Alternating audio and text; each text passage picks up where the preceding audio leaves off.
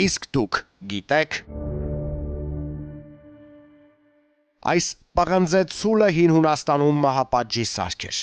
Մարդուն փակում էին ներսում, ներքևում կրակ վառում եւ մարդը կենթանի այրվում էր։ Ցուլի ներսի խողովակները զոհի ճիչերը դարձնում էին ցուլի գրմռոց։ Սարքը վերագրվում է Փալարիս թագավորին, իսկ ստեղծողը եղել է մետաղագործ Պերիլոսը։ Աղբյուրների համաձայն առաջին զոհը հենց ստեղծող Պերիլոսն է եղել, ում Փալարիս թագավորի հրամանով փակել է սարքի ներսում եւ այրել, փորձարկելով սարքը։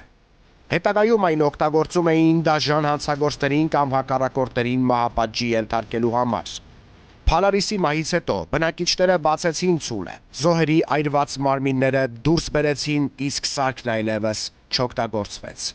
Սոնա Գյուրեղյանի Facebook-յան էջից։